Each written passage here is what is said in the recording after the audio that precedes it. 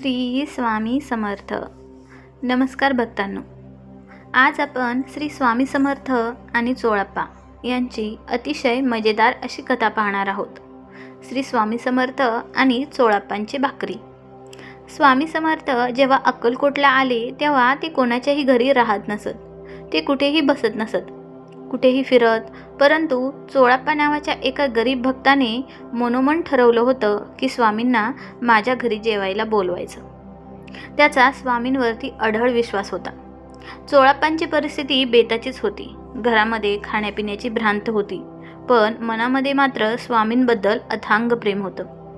ते रोज स्वामींना विनंती करायचे, महाराज आज तरी माझ्या घरी जेवायला चला.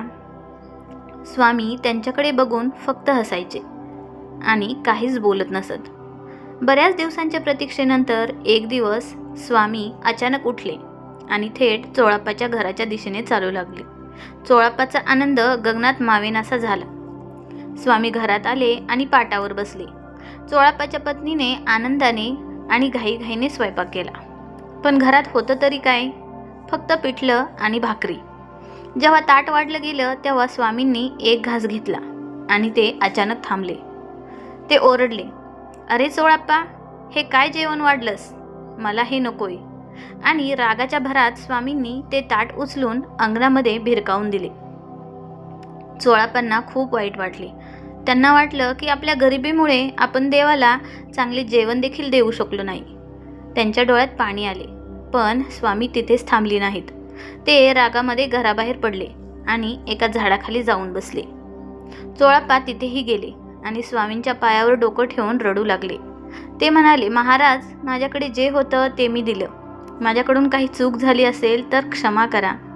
तेव्हा स्वामींनी शांत होऊन चोळप्पाकडे पाहिले आणि हसून म्हणाले, अरे वेड्या, मी ते ताट का फेकून दिलं माहीत आहे? त्या अन्नामध्ये तुझे प्रेम इतके जास्त होते की ते मला पचवणं कठीण झालं असतं. आणि दुसरी गोष्ट म्हणजे तुझा त्या अन्नावर बाहेरच्या एका भुकेल्या कुत्र्याची नजर होती. मला स्वतःपेक्षा त्या मुक्या प्राण्याला तृप्त करायचं होतं, त्याची भूक भागवायची होती. चोळप्पांनी बाहेर जाऊन पाहिलं तर खरंच एक कुत्रा ते सांडलेलं अन्न आनंदाने खात होता. स्वामींनी स्वतः उपाशी राहून दुसऱ्याचा आत्मा तृप्त केला होता. मित्रांनो, या कथेतून आपल्याला काय शिकता येईल?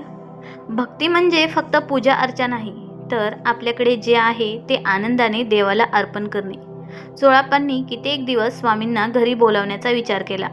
शेवटी त्यांच्या तीव्र इच्छेमुळे स्वामी त्यांच्या घरी आलेच. आणि संकटे किंवा अपमान, ताट फेकून देणे हे नेहमी वाईट नसतात, तर त्यामागे देवाचा काहीतरी प्लॅन नक्की असतो. श्री स्वामी समर्थ.